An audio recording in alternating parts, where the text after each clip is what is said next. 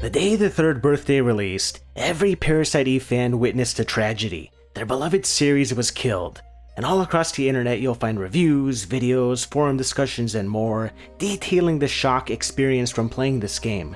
That was 15 years ago, and as much as everyone would like to forget this ever happened, this isn't something I can just let go. This game should never have been made, and for whatever reason, fans have concocted all sorts of theories to justify its creation. Most conjecture seems to involve the original rights holder rescinding permission from Square to use his IP. But not only is there no documentation to support this claim, Square republished the first two Parasite Eves on the PlayStation Network for the PS3 and their handhelds, and continues to sell them, something that wouldn't be possible if they lost the IP. You don't believe me? Here are some pictures I took dated September 20th, 2025. You can still buy them for $5.99 each. Of course, I already bought them many years ago. If a company loses the rights to even something like a car, the entire game gets delisted. Can you buy the old Forza games? No. So if you check Square's trademark, you'll notice that they registered Parasite Eve in several countries, and even though most have expired, there exist some active ones. All this talk of Square losing the property rights is nothing more than a rumor spread by fans to dismiss the abysmal quality of the Third Birthday story. The only reason why this game isn't called Parasite Eve 3 is because Square Enix wanted to reboot the series. They didn't want to pick up where Parasite Eve 2 left off because Parasite Eve didn't sell gangbusters. This was an attempt to find new fans. If you played the Third Birthday without experiencing Parasite Eve, you won't recognize the most egregious character assassination ever penned. You won't understand how this mindless lock-on combat neglects the strategic appeal of the first entry. You won't realize that everything there was to love about Parasite Eve is absent here. But most important of all, this was pitched as a standalone entry in the Parasite Eve universe, with no prior knowledge of the series required, which is a flagrant lie. Make no mistake, this is Parasite Eve 3. And if you didn't play the past games, especially Parasite Eve 2, good luck understanding what this game is about. Before I get into it, I want to highlight the perpetrators behind this crime. First up is director Hajime Tabata, the mastermind behind eternal classics like Crisis Core and the one and only Final Fantasy XV. He bailed from the company because Final Fantasy XV was just so good, he could never hope to one-up it. Next up is a man who needs no introduction, Tetsuya Nomura, who pitched the idea for the Third Birthday in his free time between bondage sessions. Last but not least, one of my favorite human beings to walk the earth, scenario director Motomu Toriyama, writer extraordinaire, and the one responsible for Final Fantasy X-2, Revenant Wings, and the impeccable Final Fantasy XIII trilogy. With such a star-studded dev team, how could the Third Birthday fail? Instead of breaking this down into chunks, I'm just going to cover the campaign from start to finish. And fair warning, nothing in this game makes sense. Everything is confusing on purpose, so if any of my plot explanations are difficult to follow, don't worry. That's how the game is presented. There exist plot holes so massive they've developed their own gravitational pull. That's the kind of story we're dealing with here. Now, typically when a sequel returns after years of stagnation, the writer will lift elements from the original wholesale. It's familiar ground to help returning fans get comfortable. The problem, as we'll see soon enough, is that the New York setting is wasted. Parasite Eve 1 took you through iconic locations like Central Park and the Museum of Natural History. The final fight transpires on Liberty Island. In the Third Birthday, because the city has been destroyed and overrun by monsters, it's unrecognizable from any other downtown city in America. Just about the only time you can recognize this city is during the opening scene. The first line of dialogue comes from a weather report lady. Tonight is Christmas Eve, and the snow should last until morning. The skies are presenting New York City with a white Christmas. Yep, it takes 5 seconds to realize what you're in for. We've got the old two-hit combo of atrocious voice acting and unnatural dialogue. I don't know if weathermen talk like this in Japan, but nobody talks this way in America. It feels so robotic, there's no enthusiasm, and the word choice sounds like it was translated verbatim. The skies are presenting New York City? Sounds like a book report. And it gets even worse as she goes on, talking about office workers wearing festive outfits. When FromSoft lampooned American culture in Metal Wolf Chaos, they leaned heavily into humor and absurdism, which worked well because it wasn't meant to be taken seriously. This game is meant to be taken seriously, as was the first game, but not only was the first game better written, it wasn't voice acted. You can get away with some stiff dialogue here and there if it's not voice acted, but voice games need to be written differently. This isn't acceptable, especially when almost every character delivers their lines half asleep. 10-4, what's your location? And because New York City hasn't dealt with enough collapsing buildings to last a lifetime, giant tentacles burst from the ground and tear the city apart. Why tentacles and not mutants transformed by mitochondria like the prior games? AKA the entire point of this series?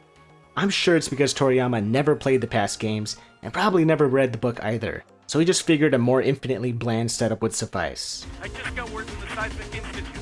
They've confirmed this is not an earthquake of any sort. You don't say. So the man in charge figures he's gotta name this tentacle structure, and the first thing that comes to mind is the Babel, as in the biblical Tower of Babel. I don't understand Japan's fixation with using Christian elements in their stories as flavor text. There's no symbolism here. What does this tentacle tower have to do with mankind's attempt to build a structure that reached deep into the sky, only for God to scatter them across the earth and change the language they speak? Nothing. It has nothing to do with that. It's called Babel because I guess it sounds cool. Anyway, some guy stands his ground and starts filming these monster attacks instead of running away. Then the scene switches to the overdrive room at a place called the CTI headquarters. The proper nouns have already begun. Remember, this is the same writer that directed Final Fantasy XIII, and all that lassie and falsy nonsense thrown in your face moments after starting the game. In case you can't tell, I'd really prefer if this guy stopped writing entirely, or at the very least took an intro to writing course. These guys are huddled together watching what's basically a snuff film, which prompts a concerned gasp from our returning heroine, Aya Brea. And it takes not a single word uttered from Aya to know that her character has been chewed up, spit out, run over by a semi, then blowtorched to cinders. Aya is not some meek, frightened child, but for some reason beyond human understanding, video game writers feel compelled to humanize their characters. Samus went from stoic bounty hunter to frightened PTSD-stricken subordinate in Other M. Lara Croft went from sexy, borderline superhero to emotional and grounded in the Tomb Raider reboot. And Aya Brea went from curious, confident one-woman army to a helpless amnesiac that's perpetually on the verge of tears. It's embarrassing what they did to this character, and just because it's revealed to not really be Aya at the end, doesn't excuse the fact that a character that looks like Aya and is presented as Aya behaves nothing like her. This point alone poisons the entire experience. It's the most insulting character assassination I've ever seen. I can't fathom how the dev team thought playing as a mopey, weak girl is something players would be interested in. This is not a hero. This is not someone that can save the world. To make matters worse, the staff found it prudent to sexualize someone who behaves like a kid. A major focus of this game's appeal deals with clothing destruction, where the more damage you take, the more skin Aya shows. Ordinarily, this would be some fun fan service, but not when the character in question is literally a 12-year-old trapped in an adult's body. If you complete the game multiple times, you'll unlock more outfits. Square believed that people would beat this game repeatedly, enduring this torture for countless hours in the pursuit of skimpy costumes. Thankfully, we've got cheat codes, so I just unlocked every outfit after I completed the first chapter. Once we reach chapter 2, you can admire Aya's luscious curves as she waltzes around the snowy New York City streets in a bikini. You're welcome. The only downside is that the bikini offers less defense than the jacket, which is a nice attention to detail. That extra layer of fabric will really help against being impaled by giant tentacles. Moving on to our next contestant on Villain or Hero. Watch closely. Knowing your enemy will make your job easier. Just tattoo "I'm the main villain" right across his forehead while you're at it. Slicked back, white hair with rimless glasses, wearing a lab coat. Subtlety is a lost art. Then again, this is the same company that believed nobody would predict that the protagonist of Stranger of Paradise is actually Garland, which people called from the very first trailer. I don't know why I still play Square Enix's games and expect worthwhile stories. Rally with the National Guards. National Guard with an S. I'm not sure if this is a typo, or if multiple states lent their National Guard troops. It's hard to tell what's intentional with this game. So here's the setup. These guys constructed a machine that lets Aya's consciousness travel back in time. How? Don't ask. While in the past, her actions can influence the future, and she can interact with the world by possessing soldiers. This process is called overdrive. Even though Aya is the only one capable of using this device, and she hasn't used it before, the staff already knows that if you die in the video game, you die in real life. And this guy laments that they're sending a rookie on this mission, as if there's anyone else that could use the machine that literally has Aya's name embossed all over it. When Aya overdives, she's completely nude, sans the nipples because even though slicing humans to bits is acceptable, the natural human form isn't. She possesses a soldier and transforms into her usual appearance, but this is just a video gamey excuse for you to stare at a barely clothed Aya as her jeans tear apart, because in-universe, everyone sees her as a normal soldier. Except not really because the writing is inconsistent, and I'll bring this up every time it happens. I imagine Aya was already briefed on how time travel works, because no one in their right mind would use such a device without knowing what it does. But because the player doesn't know, the characters tell Aya what transpired after she dives into the past. If only they told me what on earth the big orb is. Aid in the destruction of the big orb. Suck my big orb. So here's the gameplay experience. Follow the arrow on your radar, kill all the enemies in whichever room you're locked in, repeat until you reach the boss at the end. All of the puzzle solving and exploration of the last two games is gone. This is a bare bones, linear action game with none of the progression that made the series engaging. Not only that, it's an action game on the PSP, home of the single analog nub. Camera control is relegated to the D-pad. Thankfully, all of those hours spent playing Monster Hunter got me accustomed to the claw grip, so that's not a problem. By far the biggest issue comes from playing a shooter with an analog stick. You can't achieve precise aim on the PSP, so what was the solution? Just lock onto everything. The Dirge of Cerberus technique, because it works so well there. Killing enemies isn't the least bit satisfying. When all you need to do is hold a single button, Aya will pivot and lock onto the nearest target, and you just hold fire until it's dead. That's the entire game. And to think, critics applauded this gameplay. The first Parasite Eve had such a unique battle system, blending ATB combat with real-time movement. The sequel was a full-blown Resident Evil clone, which I felt was a major downgrade. And the Turd Birthday is a Dirge of Cerberus clone. So strategic ATB combat is outdated, but locking onto everything is timeless gameplay. Do I have that right? You'll notice a glowing yellow triangle appear occasionally. If you press triangle when these appear, you'll attack the enemy, and if it kills them, there's a chance they'll drop something called an over-energy chip. This ties into the upgrade system, where you slot these chips onto a grid to learn passives. I hate this feature because of two reasons. Most of the passives are worthless, and there exists a layer of randomness involved. You can't just slot the chip and be done with it, because if two different effects overlap, only one will take precedence, or a brand new effect will appear. The thing is, you can just reroll the outcome endlessly at no cost until you get the effect you want. If your overlap chips don't result in a higher level effect, just spend a few minutes rerolling. The only thing this costs is time, so what's the point? Sometimes the DNA becomes malignant, which results in a negative effect. Yep, just reroll it away.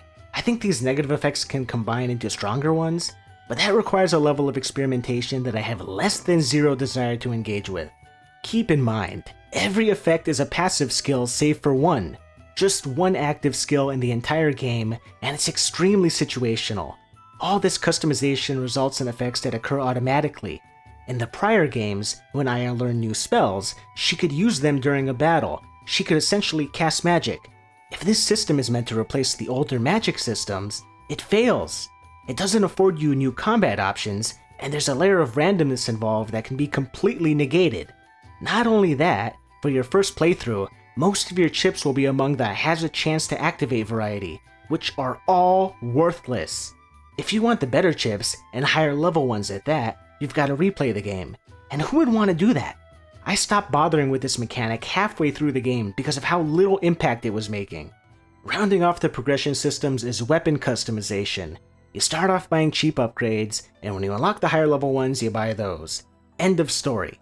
In the first Parasite Eve, weapons had limited slots, so you couldn't just equip anything and everything. There existed rich customization, from fusing weapons for raw stats, to sacrificing guns for their rare abilities. Creating the ultimate weapons took a lot of planning and careful resource consideration, and the end result was something that felt special because you took the time to customize it. The Turd Birthday streamlines that mechanic into something a child can understand. It's so brain-dead simple that it might as well be automated. This is what happens when you try to appeal to people that don't like games. You shave away all the flesh until the bone is exposed.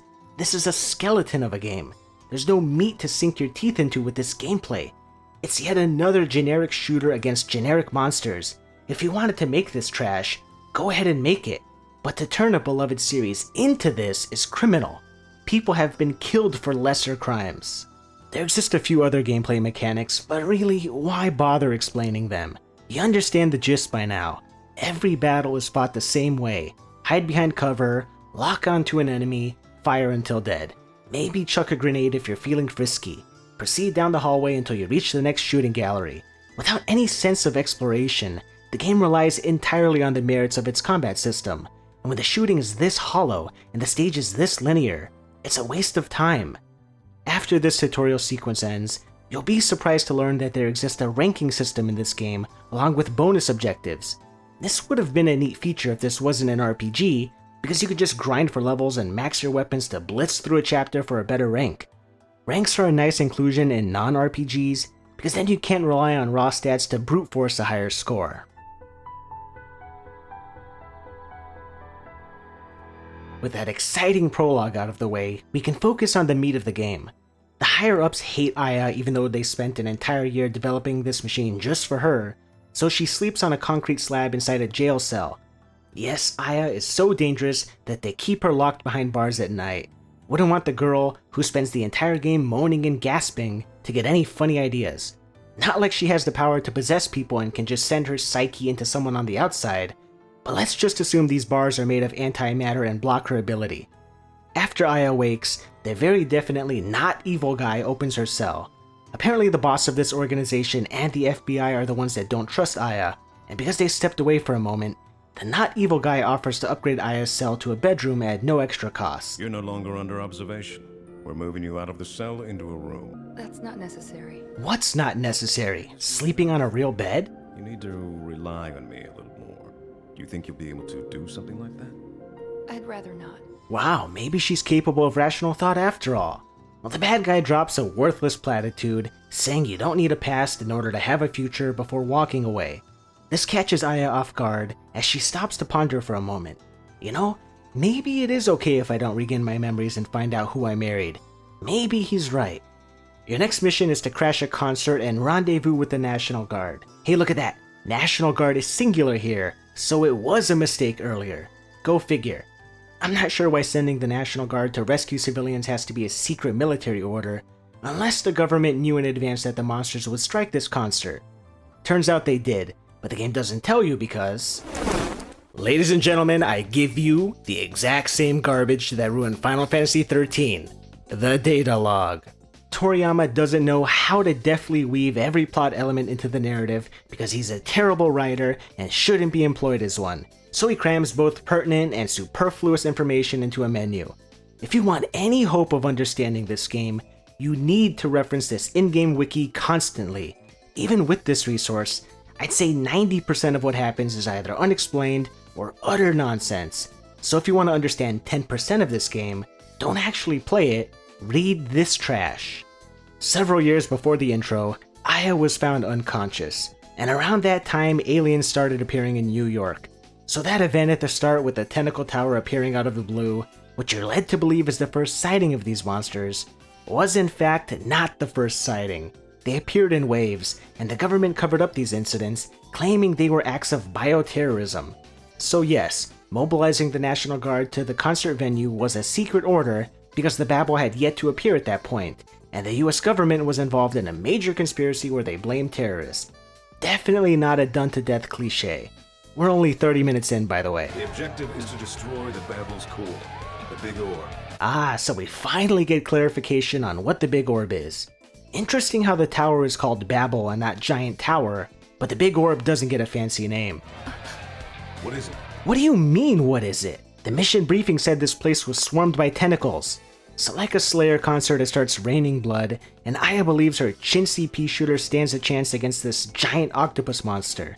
Lucky for her, she can swap bodies, so the poor girl whose body she inhabited will be turned to mulch while she gets away scot-free.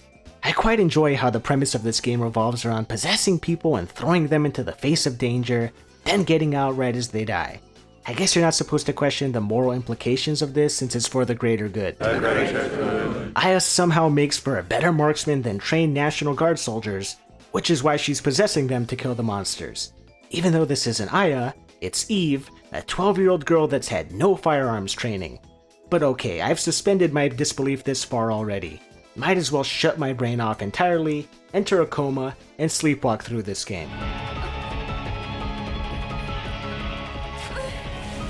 That's right, Aya. Even though you're possessing a soldier dressed in fatigues, you can somehow tear your jeans off. Your boss tells you to run, but the objective says to kill this thing. Glad there's consistency. Too bad the monster lost its cutscene power of grabbing people with its tentacles, because all it can do now is lunge and fire missiles. Once it's dead, you head on backstage to fight the same two enemies dozens of times. The AI is abysmal. These guys are trapped in a corner and don't recognize the obstruction, so they keep attacking in vain. Creating proper enemy pathing would take effort away from designing Aya's alternate outfits. You'll have to forgive me if I skip over most of the gameplay, because all of it looks exactly like this. It's so mundane it's barely worth talking about. Eventually you'll stumble upon a checkpoint where we find a captain who relays to his fellow soldiers that he needs to make it back home so he can build a house for the love of his life. His love being his dog, of course. That's almost a joke, and probably the only one in the entire game. Nice work. A little while later you see a girl that triggers a brief flashback of Eve. You don't need prior knowledge of this series, by the way, and eventually stumble upon a corpse that triggers yet another flashback, this time of an unrelated woman that died in Aya's arms several months ago.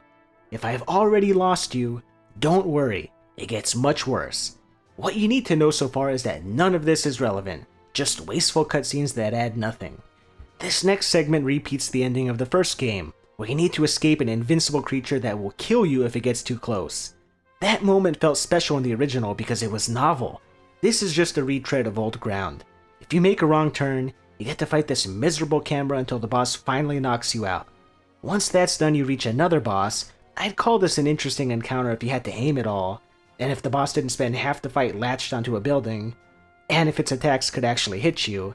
The PSP was an interesting era where players defended mediocre gameplay, treating games as diet versions of their console counterparts. But playing a mediocre game on the go is equivalent to playing a mediocre game at home.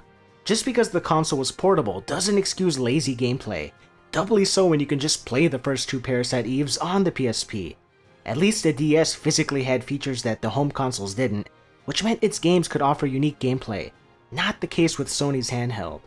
Moving right along, this girl knows who Aya truly is and tells her to remember Time Zero. Instead of being vague, using concepts that are only explained in the ending cutscene, just tell Aya who she is. Why does she need to remember? There's another Toriyama game that employs this same cryptic nonsense, Final Fantasy XIII. Instead of the fallacy telling the party what their focus is, it gives them a vague vision.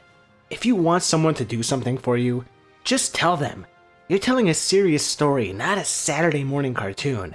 If Square had any standards for writing, they'd have traded Toriyama in over a decade ago. The fact that he's still employed should give hope to any aspiring writer that no matter how atrocious your storytelling ability is, you too have a bright future in video game development. Moments later, she transforms into a monster. Then after you kill her, you dive into her mind and meet her consciousness in an alternate space where the girl dissolves and returns a portion of Eve's memories back to Aya. Boy, I'd love to tell you how this girl has Eve's memories, because it's the most asinine explanation you will ever hear, but we'll get to that at the ending. Aya wakes up on Christmas Eve once again, right before she went back in time to crash the concert. Why? How? Never explained, except now it's an alternate timeline where one of the characters died, and both the boss and FBI are still around. Look, if I question every plot point, this video would be 25 hours long, so forgive me for moving on. The bad guy wants you to go back in time and rescue a dead character named Cray, this guy, but the boss waltzes in and says the FBI won't authorize the mission. Since when does the FBI have jurisdiction over time travel? You look like you've seen a ghost. Boss, don't do this! Collecting data's important, huh? I don't have time for this. Don't have time for what? Aya is the only person that can time travel. Seems to me like you have unlimited time with her around. Then he calls Aya a monster and walks away. Let me tell you about this guy. He used to be a big shot at the FBI, but once the monsters appeared, he was appointed head of a brand new organization. He throws a hissy fit because he doesn't want to be promoted, so he lets everyone know how much he hates them, and in the upcoming mission he kills everyone because somehow that'll result in him being reinstated at the FBI.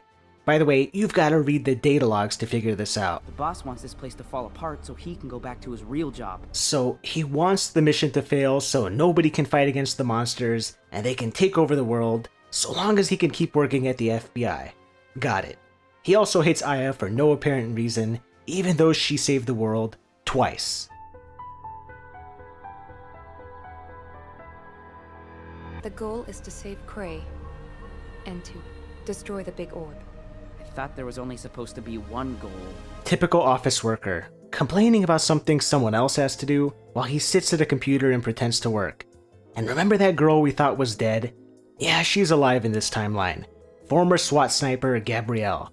Why are the best field operatives in this division women? Also, that's the most fashionable SWAT officer I've ever seen. Faded Santa Claus jacket over a black dress with a belt, topped with a light pink scarf, and the tip of her ponytail is curled. If Nomura didn't design her, I'd be stunned. She playfully flirts with Aya because Toriyama is a pervert for lesbian fantasies. Aya, I know you like what you see, but I'm taken. Anyway, I'm a pervert too, so I put Aya in her swimwear and sent her off to kill aliens. And as you can see, Gabrielle still wears the same outfit during her missions. Instead of immediately firing on the enemy, she cryptically speaks to herself, revealing that she also knows who Aya truly is. Speaking of Aya, she doesn't find it strange that Gabrielle can pick her out from a crowd and knows about her mission. Remember, when Aya travels into the past, she possesses people. She doesn't turn them into her. That's just a gameplay quirk. So how does Gabrielle know who this is? And how does she know the radio frequency to speak with whichever soldier Aya is currently possessing? We'll find out later. Not the radio part, that's never explained. But Aya doesn't question this and just blindly accepts her help. Gabrielle also uses her rifle with one eye closed. Now I'm not a gun guy. I've never even held a gun, so please correct me if I'm wrong. Doesn't it make more sense to use this with both eyes open? The eye that isn't looking down the scope can be used as peripheral vision. I guess she's so good that she doesn't need to use both eyes. Well, scratch that. Apparently she's not that great, because Aya possesses her to take over sniping duty. Didn't we just establish that Gabrielle is the sniper expert? Would it not make more sense to leave the sniping to her, while Aya helps the hapless soldiers on the ground that are just standing around? As you can imagine, aiming with a stick is abysmal, which is why the game relies on lock-on. To compensate, sniper rifles deal ridiculous damage. So long as you're willing to put up with the garbage aiming, you can kill enemies much faster. Instead of sticking around for air support, Gabrielle leaves. Not sure why she even bothered coming out here to help Aya for all of 1 minute. Also, this is a sniper-focused mission, so instead of keeping the sharpshooter in the sky, you get to fart around with rifles on the ground. I hate this mission. There are poisonous gas clouds everywhere, and you need to aim in first-person view to snipe the enemies spewing the gas, with one analog stick. I'm cutting out a lot of embarrassing gameplay here, because figuring out where these guys were hiding took ages. The next segment gives you the satellite gun from Gears of War, where you blast enemies with a concentrated laser that instantly vaporizes them. It's also on a very short cooldown and has unlimited ammo, so why aren't the soldiers using these at all times? Then you wind up in the life stream and warp back and forth for a few minutes, chiseling away at the gigantic life bar of the boss you find in here, and somehow come out the other end right in front of the guy you were searching for. I love this high-level writing where you always wind up where you need to be by sheer coincidence. You relay the good news to HQ, but the ex-FBI director that hates Aya has taken control of this operation and tells you that Gabrielle's signal went dead. If you want to save Monsini, head to the abandoned building up ahead. So it's clearly a trap. He doesn't even try to disguise it, and Aya plays along because she's literally a child. You better prove you're not wasting the nation's budget. Acting like Aya even had a choice in the matter when you keep her locked in a cell and are forcing her to take these missions. Also, New York City's been destroyed, every single military mission undertaken in the past year has failed, and you're concerned about the budget. I'm sure mobilizing the National Guard, guards, for close to a year, and giving them weapons that could guide blast of energy from space is much cheaper than powering a machine and sending someone into the past. I just got word from Hyde. He says he's found Monsini. Gabrielle isn't here. Shocker. So the boss that hates everyone eventually snaps and gasses HQ and leads Aya to her death. You tricked me? It's not so much a trick, so much as it is you lack the capacity for rational thought. That's what happens when you enslave a preteen and send her on a search and rescue mission. Now you get to fight an obnoxious bumblebee boss with a couple of straps of fabric clinging on for dear life, and after you deplete all of its health bars, you dive into it and hear Gabrielle's voice. Then you get to fight the exact same boss again, and after you dive into her again, Gabrielle disappears. Because she died in the past, that means she dies in the present, and before she can fire off a round to kill this snake, she disappears. But you no longer exist. So she had the energy to stand up, but not pull the trigger. Fantastic! In other news, Aya regains some more memories. She remembers Kyle and Eve from Parasite Eve 2. Remember, this is a standalone game and you don't need to play the past entries. Then both Kyle and Eve appear out of nowhere. Eve is apparently a hallucination that they can both see, but Kyle is real. How is he walking even though he lost a leg at the end of Parasite Eve 2? You don't need to play the past games to understand this one, by the way, because it's never explained. Your sister Eve is dead. Her soul wanders through the gaps of time. At some point between the end of Parasite Eve 2 and this game, Kyle grew a leg, became an omniscient being that can see the physical manifestation of souls, understand how they work, recognize Aya as she possesses soldiers, see her soul as she's ejected from the body, communicate with said soul, and predict where he'll meet her next. And we're not even halfway through this mess. Kyle. Madigan.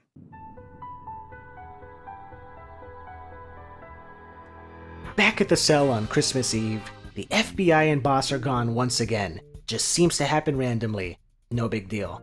I won't question it anymore, because neither him nor the FBI are ever mentioned again. I'm also not going to question how Cray is alive. If you were to chart how the timelines function in this game, you'd get a child's scribble. This incident was the cause that triggered the growth of the surrounding babbles. Babbles. Plural. So there are multiple now, or have there always been more than one and we were just referring to a specific babble? Let's check the data log. Oh look, multiple babbles have sprung up all over the world, killing millions. Thanks for hiding this info. Well, now you're in deep trouble because something called the Queen has awakened, and I'm afraid this isn't good. I'm afraid this isn't good. The bad guy says so himself. Didn't we just kill the Queen in the last chapter? Guess that doesn't count. What do you mean this isn't good? It's a damn suicide mission. Why don't you see that? Mind delivering that line with a bit less enthusiasm? I'm not sure why English voice directors have so little care for their craft. Do they just blindly accept the first take? Do they not provide context to the actors? Are you proud of your work? Play this game and tell me you did a good job. Tell me you earned your paycheck directing your actors like this. Games aren't this blossoming medium anymore, where you could forgive weak performances. This low-effort garbage isn't acceptable. Nubile body with your DNA. Fascinating. I'm going. As much fun as it's been staring at Aya's naked backside, I think it's time to freshen up her outfit. Though I've got to admit, it's a lovely character model. If only the devs spent more time on literally anything else, and less time copyright striking YouTube videos that show off the shower scene. You went through all this effort animating Aya taking a shower, then don't want people to see it? Or are you ashamed that you animated a scene of a 12-year-old girl taking a shower?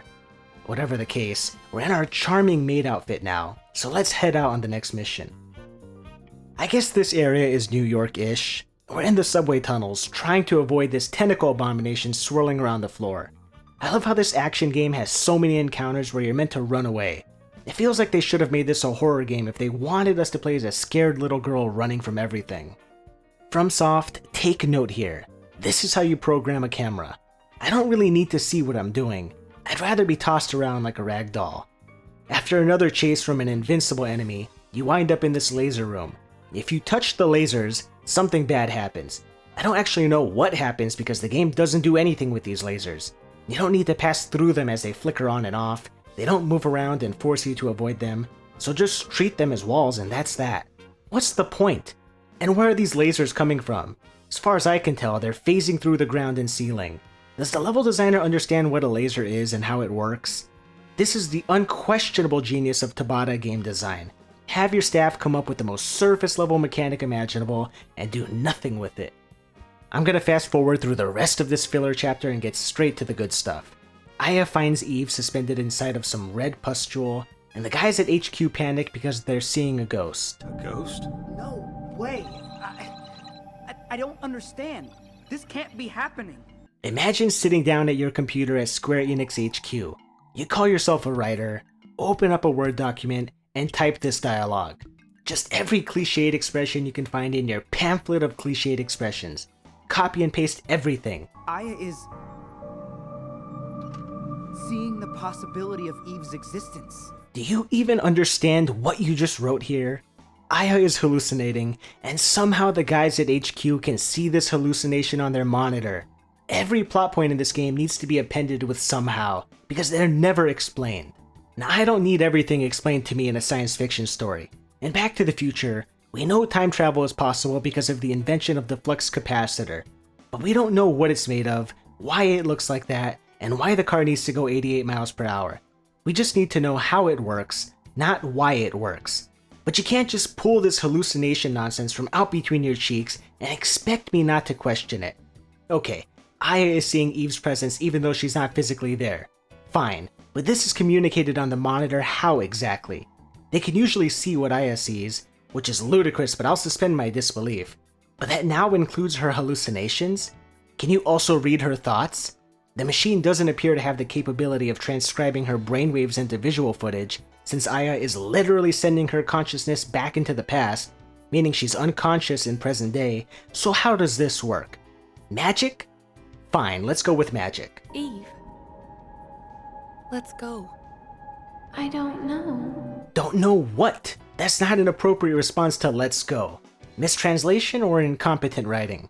I'll let you decide, because something far more interesting is happening. I'm Captain Russo.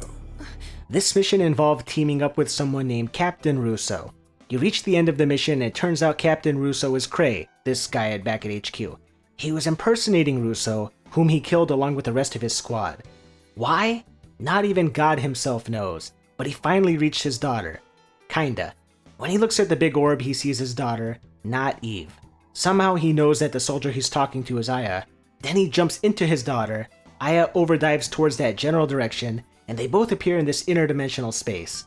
2 seconds ago, Cray pulled a gun on Aya, now he's given her a pep talk to go save her sister. How does he know about Eve when Aya herself didn't know about Eve until a few minutes ago? It's revealed in the ending like everything else. Now he disappears for no reason, which means his presence in modern day disappears for no reason. You saved Manhattan. How exactly did she do that? You killed all your comrades, jumped into an orb and disappeared, which somehow destroyed one of the Babels. Maybe. I'm not sure. Can't really tell in present day. New York still looks pretty messed up. What did Aya do? Clear a path to the orb by killing a handful of mooks with a laser beam from space? Seems like any soldier could have done that. Also, why didn't we fight a boss here? Let me check the data log. Thelonious Cray turned into a Twisted and was dispatched at the hands of Special Agent Brea. So there should have been a boss fight, but it was probably cut from the game. The game's only 6 hours long, by the way. How is there cut content in a 6-hour game? Isabella, what I wouldn't give to eat ice cream together with you once again. This might have been a touching moment if the voice acting weren't so terrible, and if we weren't 3 hours into the game. I barely know anything about this guy. The computer nerd tries to rescue him, but he's too late. Now history is rewritten so that Cray never existed. What am I doing here? Bravo, take a bow, Toriyama. You've penned another masterpiece. Then Aya recalls a memory of Kyle in a tux getting shot up. He's clearly dead. Or is he? A moment later, he manifests out of the blue. Help her! Help Eve! Leave it to me. I'll save our little princess. How exactly are you gonna help Eve if she allegedly died and her soul is drifting between time? Of course, I already told you that Aya is Eve, but let's save that for now.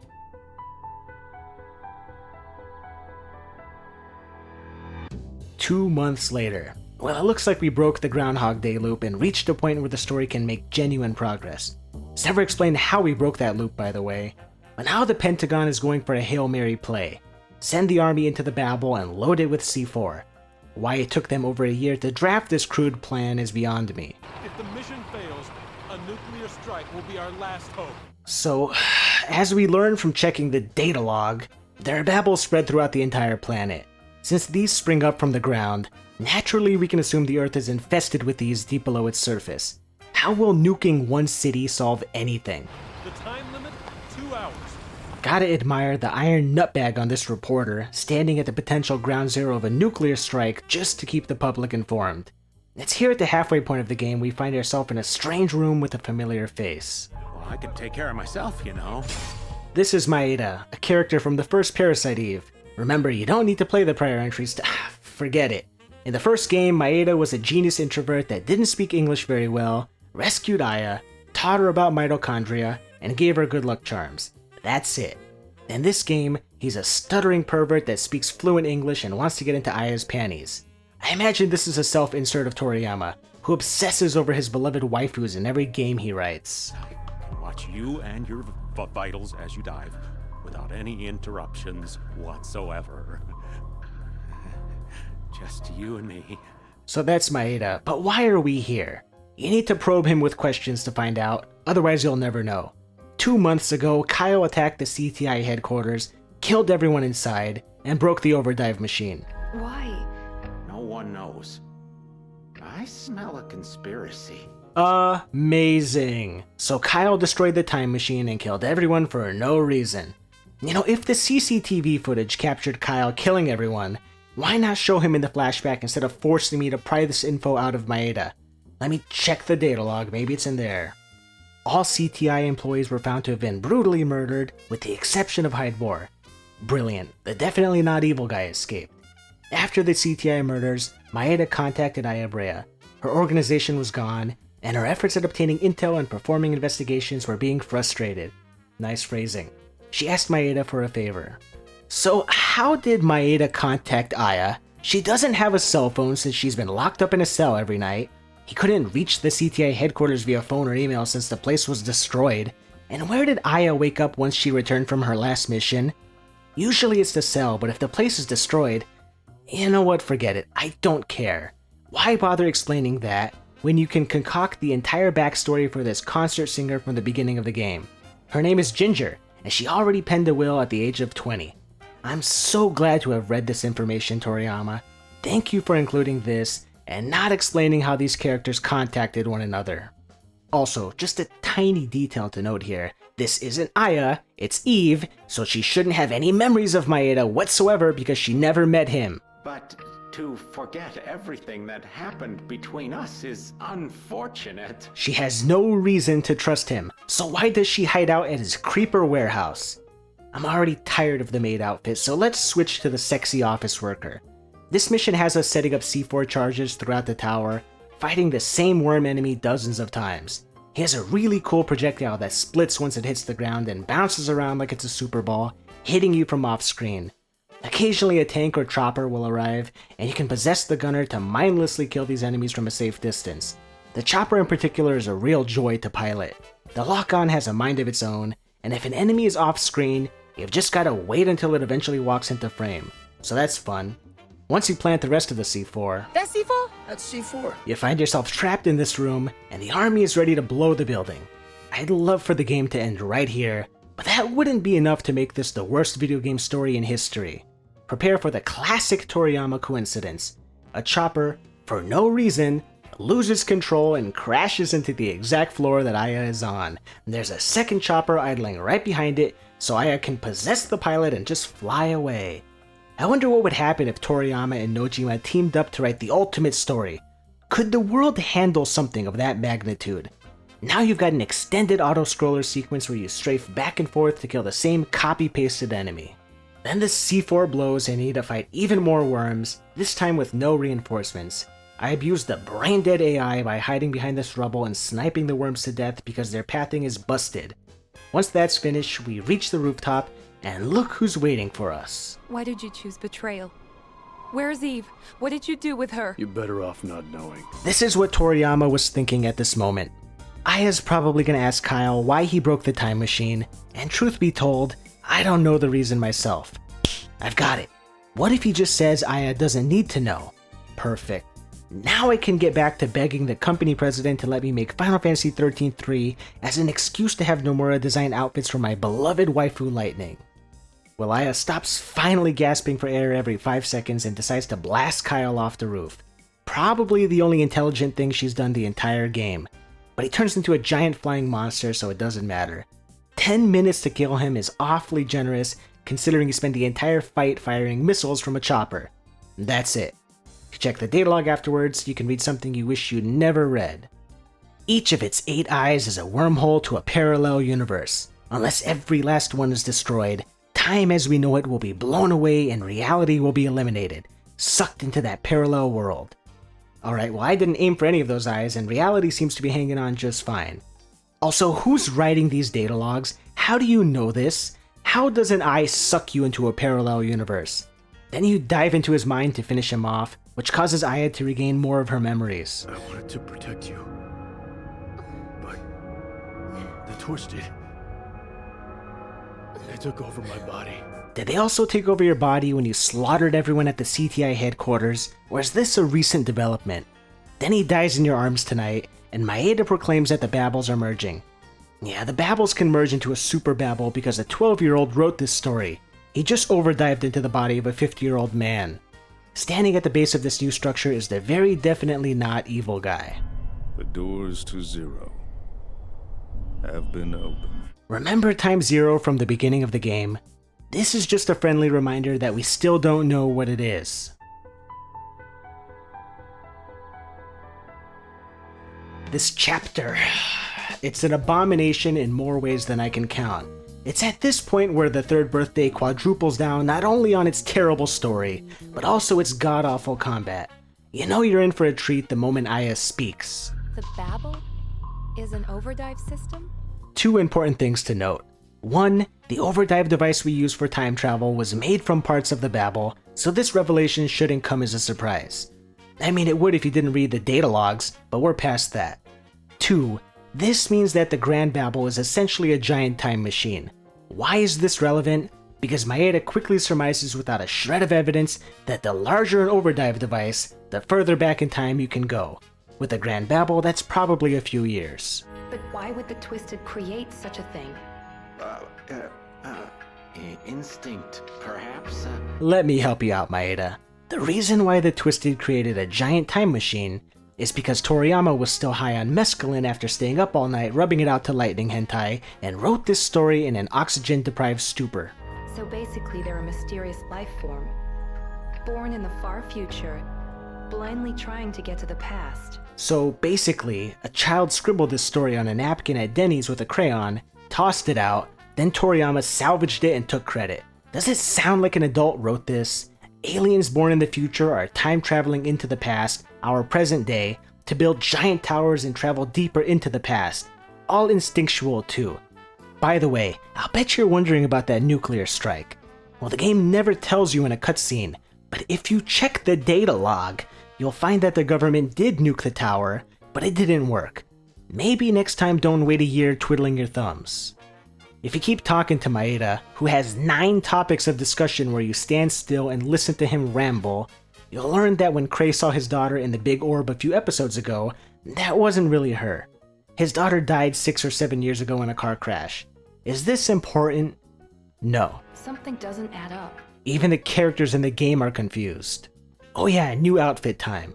I went with the knight armor for some extra defense, because this chapter is filled wall to wall with the most obnoxious enemies in the game. Everything has multiple health bars like it's Kingdom Hearts. There are instant kill attacks flying around, you're trapped in tiny rooms where the cameraman just gives up, and cover lasts for all of 2 seconds before getting blasted. Let me walk you through this nightmare. These enemies put up shields that block your gunfire, and they can push you into a corner and shove the camera right where the sun don't shine. They're pretty annoying, but not nearly as annoying as this thing. If you don't finish this enemy off with an overdive kill, it revives and fires off a room-wide attack that turns every soldier into a monster. It's basically an instant wipe. How do you dodge it? I have no idea. I tried hiding behind cover, which didn't work. Maybe you just roll away from it? I resorted to using my temporary superhero form that makes you invincible, which probably isn't the intended strategy, but it works, and I hate this game way too much to learn how to fight it properly. The beauty of this room is that if you die, you're forced to wait around 40 seconds for the enemy to spawn.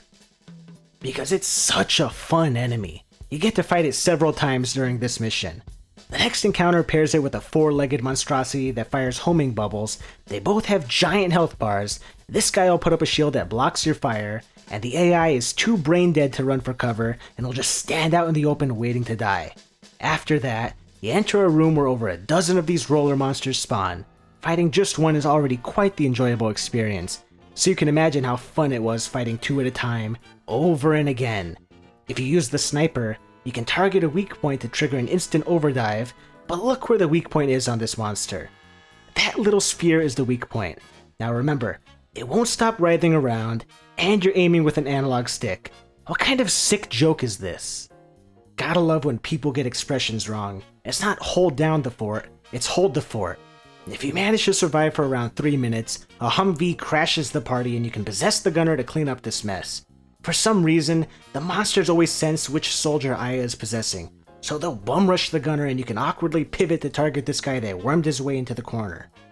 Because these enemies weren't annoying enough, your next fight is against that invincible guy that's been chasing you the entire game. The song that plays here is a remix of the final chase song from the first game. Nice touch. I think that's the only compliment I can offer this game. Here's how you fight this guy. You start off teleporting back and forth, waiting until dudes with lasers show up. Yes, soldiers had the firepower to take this guy down the entire time, but didn't think to use these guns until now. What about that satellite gun? I feel like that could have taken him out a few hours ago. No? Alright.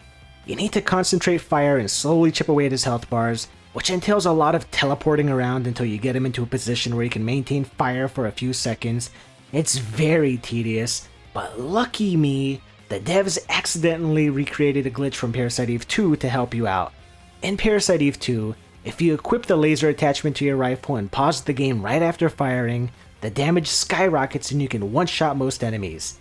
In the Turd Birthday, if you fire this specific laser gun and pause the game for a minute or two, the boss will die after you unpause.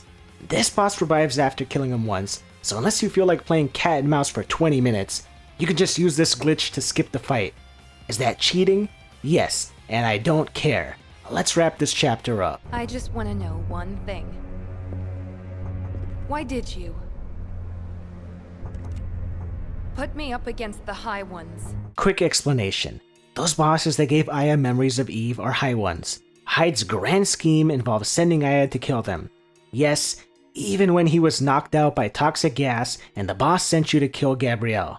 And apparently killing Kyle on the roof was also intended.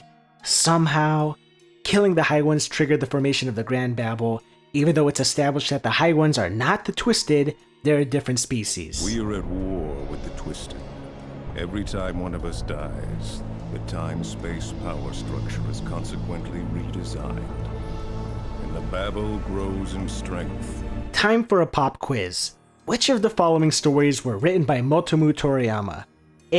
A racing RPG about an addictive drug that causes people to drive recklessly, designed by siblings as part of an elaborate revenge scheme to wipe out the street racing scene because their parents died in a car crash. B, a mecha shooter where the bad guy possesses people in mechs to destroy space elevators and provoke nations into attacking one another, which will somehow allow an AI to rule over humanity.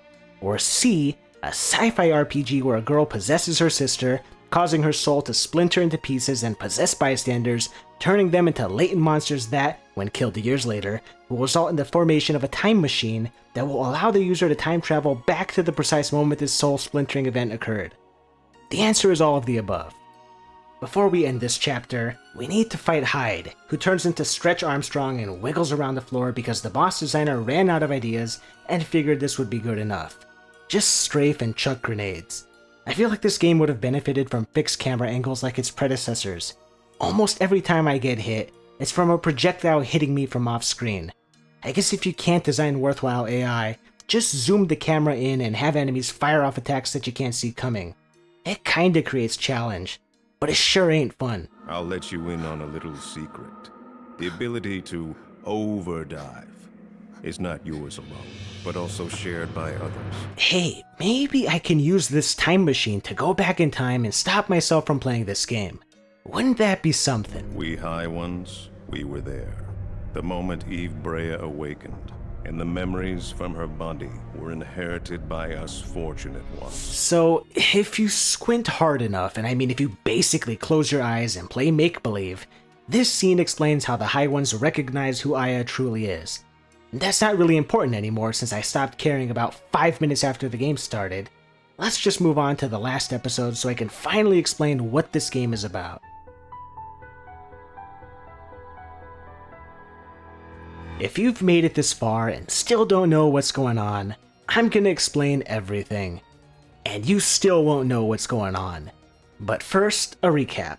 The evil-looking dude was evil all along, and the tower is a flux capacitor. That's basically everything that's happened so far. Okay, let's begin.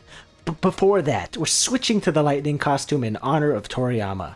May God have mercy on your soul, my friend. I'm going ahead. The Queen would like a word with you. Remember that filler boss fight from earlier?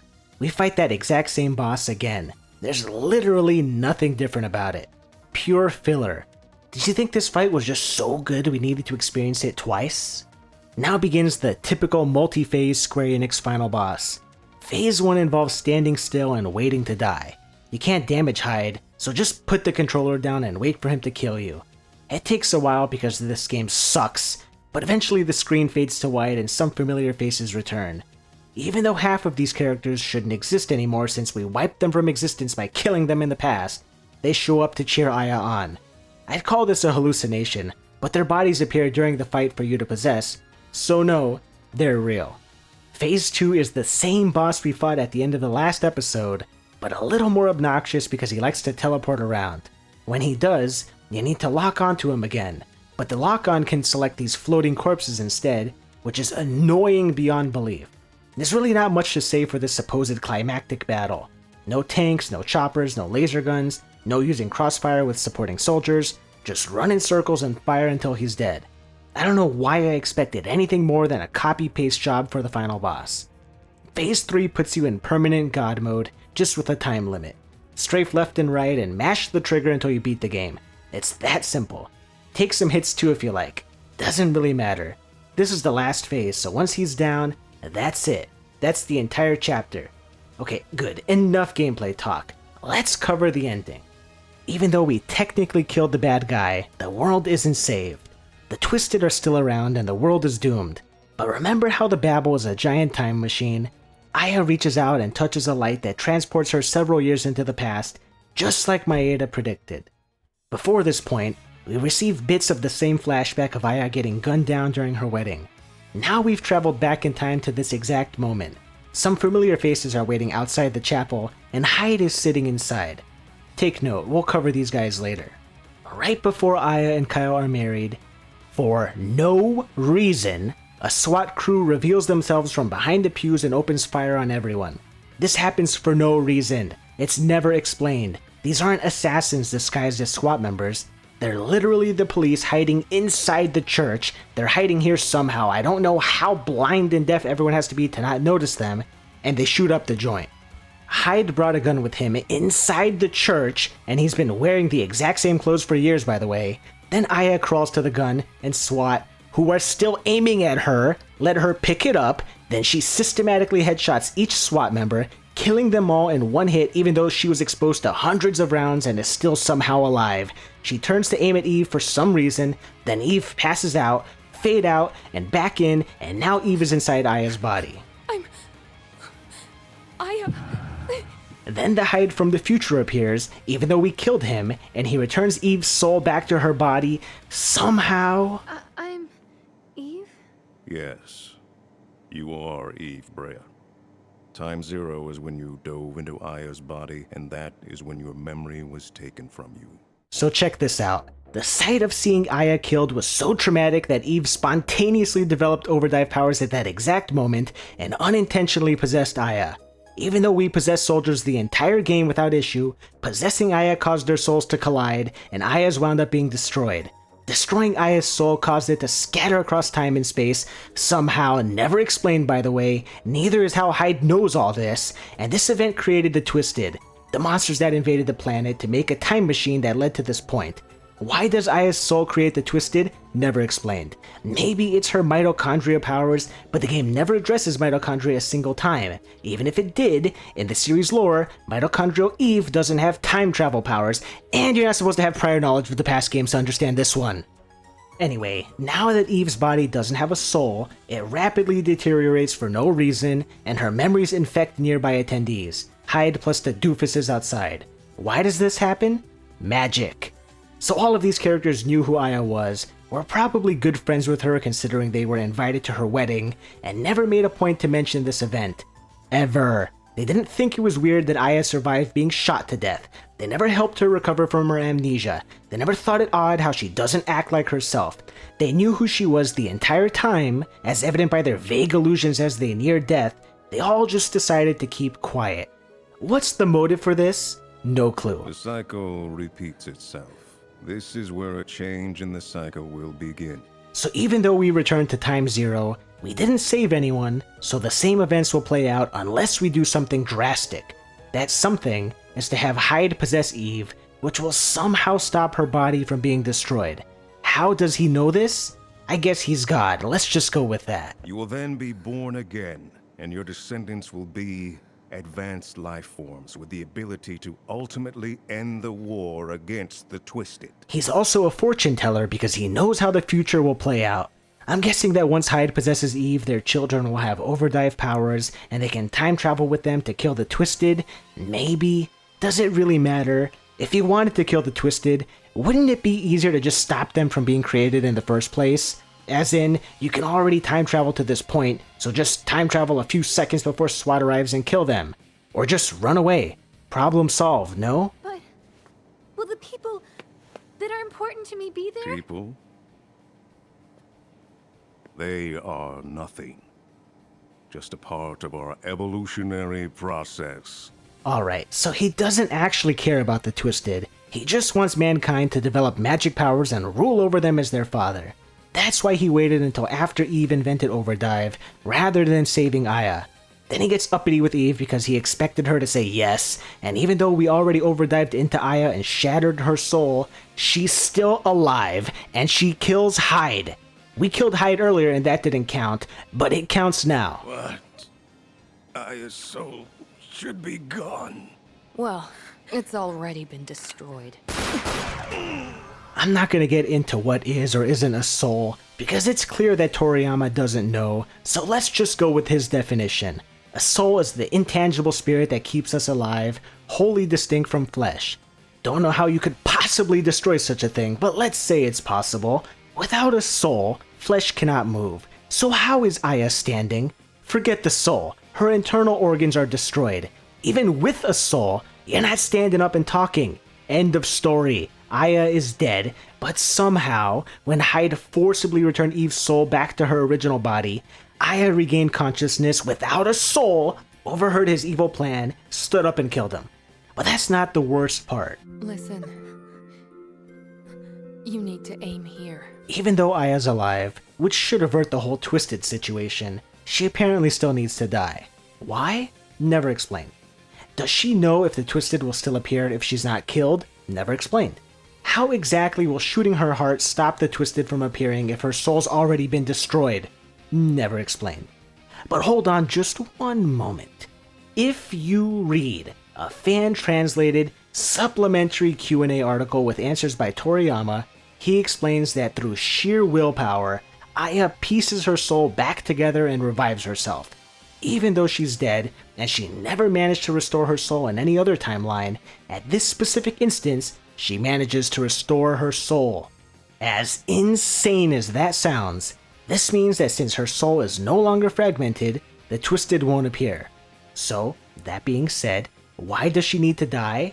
Because Eve's body is still going to be destroyed for no reason, even though her soul is back in her body. Remember, Hyde said Eve's body will die if he doesn't possess her. Aya must have overheard this even though she died, so Eve uses her overdrive powers to switch bodies with Aya, which doesn't shatter their souls this time. This is also the first time she's ever been able to switch souls around. I guess because she's a clone of Aya, she can do this because they share the same DNA? Maybe? Don't need to play the prior games, by the way. Anyway, Eve is in Aya's body and vice versa. Eve shoots Aya, killing the body but preserving the soul. The player, of course, needs to pull the trigger because Toriyama hates the fans of this series and wants them to kill this once beloved character. First ever recorded case of double character assassination, once by the writer and again by the player.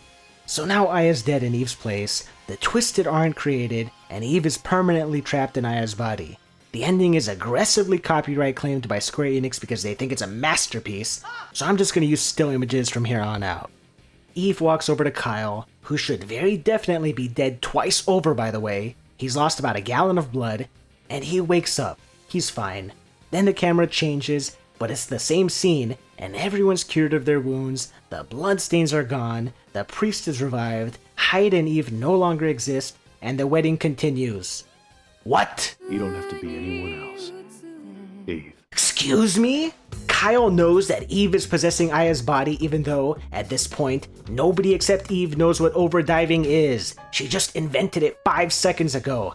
Let me consult the Toriyama Q&A article again because this is ridiculous. Kyle is a normal human. He doesn't have knowledge of everything going on around him. However, during the new time axis, he notices there's something strange about Aya. As a way to not hurt Eve, he confesses his true feelings to her before they kiss. So he just has a hunch that this is Eve. Indulge me for a minute as I address this Q&A article. Clearly, as I've outlined many times over the course of this video, a new plot hole is introduced roughly every 30 seconds. Fans were upset, they wanted answers. Toriyama realized he messed up, so he made up some answers on the fly to fill in those holes. And every single answer amounts to magic. How did Hyde appear in the church after Eve killed him? He hid inside Eve's mind, aka magic. Why did the dead CTI members appear during the final fight? Aya wished them into existence, aka magic. How are the Twisted created? Aya's fractured mind possesses people in the future and transforms them into Twisted, aka magic. He makes up an excuse for everything rather than conceding that his story makes no sense. There's no humility with this guy. Things happen because they happen. That's the answer. None of this is written in the data log, and even if it were, why should I read supplementary material to get answers for basic questions? Not a single plot hole is addressed. The writer himself can't explain jack, and we've successfully killed off this series for no reason. This game was made out of spite. It's the spawn of Satan. None of the people that worked on this game care about Parasite Eve. But not only that, they hate the people that do care. Only spite and extreme hatred would cause you to write a story this confusing that undermines all of the past character development, insults the player's intelligence, is unfinished, requires excessive reading of supplementary information both in and out of the game, and still doesn't make sense. What exactly was Square going for here? I played the prior games and made a dedicated attempt to try to understand the Turd Birthday, and despite my best efforts, it's a game that cannot be understood. Yet Square intended to make this an approachable experience for newcomers? Trust me when I tell you that Toriyama did not want anyone to understand this game. He doesn't know how to write stories. He just writes twist after twist after twist, simply because he thinks twists make stories interesting. He didn't want to make sense of these twists because that's not how he writes stories. He wants you to forsake logic and just accept the craziness of each moment. When Aya asks Eve to kill her, you're not meant to question it. It's supposed to be a shocking scene, and that surprise factor is supposed to make it interesting and memorable. The problem is that Toriyama lives in a bubble. Normal people don't function the way he does. People are inquisitive and will seek answers. That's what makes the best stories so fascinating. You dig deep and try to string together each point in a logical fashion. What once were mysteries are now revelations. When you make those connections, that is inherently interesting. When you can't connect the dots because 80% of them are missing, then you don't have a story. Just a collection of events that randomly occur. That's the Turd Birthday. Things happen just because, you can't make sense of it, and you're expected to enjoy each event in isolation. Anyway, Kyle doesn't want to marry a 12-year-old, so he takes the rings and leaves. Eve, one more thing. Happy birthday. It's Eve's birthday. Kyle's gonna look for Aya even though she's dead. The end. roll the credits. If you replay the game, you can get a secret ending where Aya's ghost passes by Eve and wishes her a happy birthday, so definitely worth replaying for that 10 seconds of nonsense. And with that, the series is permanently dead and its legacy tarnished. Was it worth the money, Square? I'm sure it was. Choke on it. In case you were wondering why I replayed this game and made this video if I loathe the Third Birthday like Jason Schreier loathes sexy women, it's because I love tearing this game apart. It's such a catastrophically absurd story that it actually becomes fun to make fun of. Thing is, it's not enjoyable in a B-movie sense, where you could just throw on a movie and enjoy the terrible script and even worse acting. You can't do that with games. You have to play this trash. It's not so bad it's good, it's just bad. Irredeemably so. But if you point out every single way it fails at basic storytelling, that's what's enjoyable. The takeaway is this: if you don't respect the source material, don't make a sequel. If you don't understand the source material, don't make a sequel. If you don't know how to write a story without explaining key concepts in a hidden menu filled with 50,000 lines of text, go back to high school. If your fans demand answers and you hand-wave every question with "it's magic," then you don't deserve your position as scenario director. I don't care if that's mean. Toriyama is supposed to be a professional, and his company is charging money to experience this story. Imagine going to a mechanic and he hand-waves your knocking engine with "little ghosts have possessed the pistons, you have to go back in time and stop yourself from buying this car to fix it, and that'll be $300. This was one of the worst ideas ever conceived. Square funded a sequel that was so obtuse that even the writer couldn't maintain consistency. Not only did newcomers stand zero chance of successfully interpreting this mess, Square gave the finger to every fan that deigned to get excited for this. How on earth can you make a game in the Parasite Eve universe and not have it be about mitochondria? Square did not lose the rights. That is pure conjecture, and I don't care if you named it the Third Birthday. You didn't fool anyone. Imagine making a Back to the Future sequel called The Fourth Birthday, starring Marty McFly possessed by his own son, and no time travel is involved. He gets amnesia and tries to start a rock band, then at the end he needs to kill his father to stop Biff Tannen from opening up a hotel. That's what The Third Birthday is. Conceptually, it sounds like the worst joke you've ever heard, except it's real and it sucks. I've been harsh on Toriyama, but that's only because I hate every single story he's ever written and hope he never writes another. I'm not kidding when I say this. If you can read and write at a 9th grade level, you can write a better story than Toriyama. Please, apply at game companies and write for them. You cannot write worse than this. I can't believe that people respect this medium for its storytelling. 99% of video game stories are a waste of time because they're written by people like Toriyama. The Room has a more compelling love story than I think any JRPG I've ever played. A guy that can barely speak English wrote a better love story. How is this reality? How did I wind up on this timeline?